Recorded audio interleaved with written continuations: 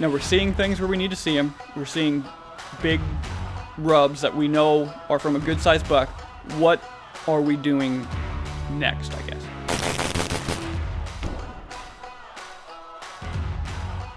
Well, turkey season over with here in Nebraska, and we are definitely moving on to deer hunting stuff. It doesn't take us very long, and we're getting back in the whitetail stuff. But as you can see, we're in a little bit of a different spot. That's because we got some really sweet, if I do say so myself, content coming out for you guys here really soon. So keep watching this YouTube channel. Keep watching our social media. It's at Whitetail Instinct, Instagram and Facebook for all the updates on that. We have actually more than one big thing coming out. We got a bunch of new stuff coming out that we're excited to share with everybody. So keep watching, keep tuning in. But yeah, like I said, we wanted to do the scouting videos, let you know how we're scouting and how we're going to set up on hopefully the bucks and the good bedding locations that we found. So just kind of what we do. You can hopefully learn something from it and leave your comments, questions, anything below. We love to answer them. So just going to give you some of the property details because I think that's always important when I'm watching other people's scouting videos. Wrap your head around what this property is. Yeah, and just so you can see what we're dealing with. So 160 acres, so just a quarter section. It's hilly oak country, steep hills, almost bluff country, but not quite. Cedar trees mixed in because we're in Nebraska. Got to have those. And then the rest of it is pasture ground. Yeah. So I have 50-50 or maybe 60-40 timber to pasture. Yeah. So like you said, a lot of that, and it's pasture, it's not even like CRP. So a lot of that's not even huntable. So like you said, it probably goes down to just 100 acres of actual huntable land. That's without ruling out bad habitat and ruling out other hunters. Yep.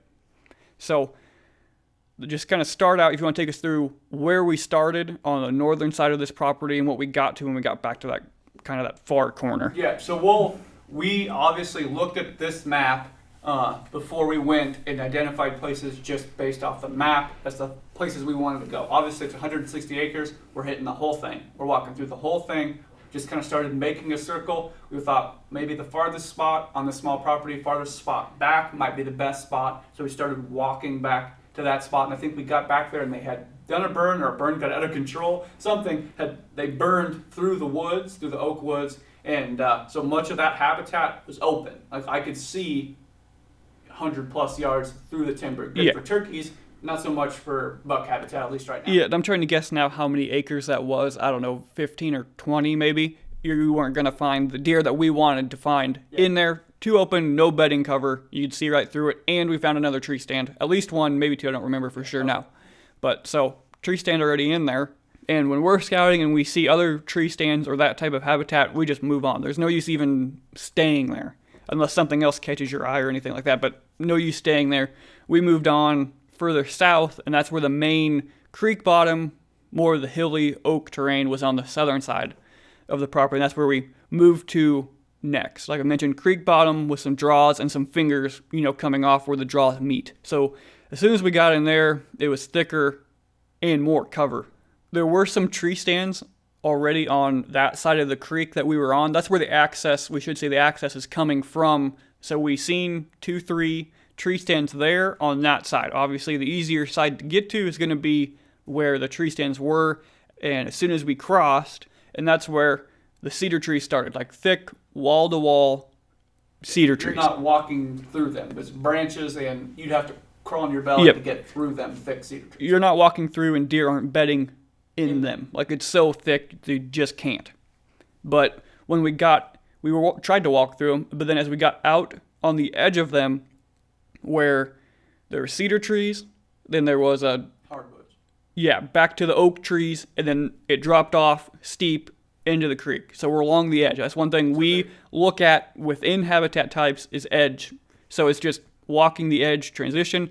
And we actually had one here where we didn't have one up on the open side we were at before. So that a good start there. Yeah. And both those features, again, that transition can focus your deer movement, which is what it's doing here. Yep. And so as we got to that trail that was along that edge, I don't even remember who seen it first, but giant rubs. I think there was 4 or 5, gigantic, torn up, huge, giant ones. I'm like, that's what that's what you're looking for. Huge, like that's a big buck, high enough up a tree. Big trees, clear up the tree, just all along this trail.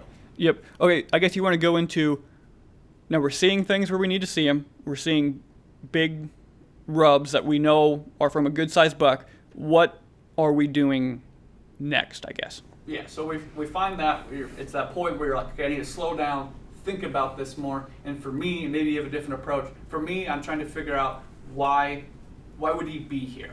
So you start kind of putting those things together, and you start thinking, man, he's in here for a reason. And that's when you start focusing it down, figuring out he's here. Is he staying here? Is he over here just a little bit, or is he over here? Yeah, and all the things that you just mentioned, the hard transition behind him, that's nothing a coyote, a bobcat, a human can't walk through the cedars. He can look out in front. If we were to try to come in from that way, or all the other hunters, he knows you're there. And that's the thing, real quick, and I'll let you get back to it. He knows where that access is coming from. No one's coming from 3/4 of the other side of the property. They're only coming from up where that parking lot is, out in front of that big draw. They know where that access is, and they know if someone's getting to him, where he's coming from. He's sitting there, and we'll get to it. Even if he's standing in that area, he can see you coming. Yep. So all those factors together, and now we know there's a buck here. Along with those factors, we've slowed it down a lot, kind of, piecing things together at a slower pace, taking it all and thinking it through more so than just looking, is telling us he's bedded here somewhere. The habitat is good enough for it. He's bedded here somewhere. Now we just need to find it. So maybe how did we go about finding it? This one was pretty easy. It led us right to it. But how did we go about finding now where he's bedded at? It's basic. We follow the trail. Pretty simple. Follow the trail and you think. Use what you've learned from other scouting missions. We're in hilly terrain, so I know from what we've learned, he's probably going to be off a point of one of these surrounding ridges. Just look back at that map and think about where's the best bedding, in this case, from a terrain feature, that he's going to be in a hilly country. He's going to be off one of those points. So that was our next step. Follow that trail, find those points of those ridges where he can see, and he's got that back trail out of there, and that's where we went. Yeah, and I guess when we're talking about points, think of it like a deer tine or your finger. The very tip, that's what he's bedded off of these points. That's what we're talking about. We're talking about points. He's off the end of one of these. I don't know. I guess I'm keep calling it a point, but it's just the end of end of the ridge. There you go. End of the ridge. The top third is down in fall. Says as well. Yeah. So essentially, we followed the trail. Rubs were all along it. It was super easy. It went down into a draw, and that's where the rubs stopped. No more rubs. So we're like, that's when you have to stop and start looking around. You're close at that point. When the rubs stop and the trail stops, you're close. And if we looked right up, super steep, but a very faint trail going up the point up to this top of the ridge. And I think there might have been one teeny tiny lone rub up at the top. And then this kind of leads into knowing if it's a good spot or not. And I don't know who said it. It was the Hunting Public guys or Dan. If you get to a spot, you think it's a buck bed, and you start thinking about how am I going to hunt it, and you start thinking there's like no way to hunt this spot. That's when you know you're in a good spot, and that's what this spot is. When we started sitting there thinking about how the heck are we going to get in here to hunt this buck, we start going, there's like no way to get in here. And so that's when we knew that's a good spot to dive. He's got 180 degrees of complete sight where he's going to see you. So one way of coming in, knowing where the access is, completely gone. Yeah, because he knows where the pressure's from straight out, like I said, 180 degrees. He knows where that access is. You can see the trails. He's watching you. Yep, completely off limits. Yep. So now that helps you and hurts you. So now we know, don't even worry about it. It's gone. So we got to come from the back. But we also know he's going to want the wind blowing in from those cedars. But what we're thinking is the distance between where he's bedded and where we can, as far away as we can walk in, is great enough, and those cedar trees are thick enough, and if we get the right just off wind, we'll only be in his little scent cone deal for just a split second, and we think with the wind and the cedars, like this isn't a scattered cedar, this is like try to go through that wall cedars is going to break up our wind that it won't get to him. Yeah, and that's if we come in an evening when we think he's already bedded there. Yes. And when I was with Matt and Adam of Land and Legacy, they always called it threading the needle. So you'll want it, it's very tight wind to where he almost gets you, but you just quite get away. So it's not like it's never you're never going to get the perfect wind. It's always going to be, to me, it's always too risky, but that's the kind of wind we're going to have, just slightly off. And I looked on our map on Google Earth and measured where I marked the pen for the stand, and where his bed was, and it's 60 yards. So a lot of times they want to know, especially with Dan and the hunting public guys, they want to know how far away. Ours, well, how close we're going to get is about 60 yards from where he's bedded, but that's highly dependent on the fact that it's super thick in there, and we can get to the tree without being seen. Yep, and I think the thing with this spot is you have to pay attention to what wind he's going to be there on, because our stand, logically, where our stand side is, you'd want a wind blowing from out in front of you, blowing back, but you can't do that because on that kind of wind, he's probably not going to be bedded there. So that's something to kind of think about when you're picking your spots, is set up your spots for the wind that he's going to be bedded in that location for if you're in wind-based bedding. If he's not bedding there based on wind, it's not as important. But if he's bedded there like this in hill country, where he's got to have that wind at his back, if we set up there with the wind going the other way, he's probably not going to be there. He's bedded somewhere else. And one quick thing before we wrap it up is that time of year could make a difference. And I learned this from Dan listening to one of his YouTube videos, is he goes in like 3 or 4 different times just to see if it's a time of year thing. We were in there, I don't even remember now when it was, February, March, something like that.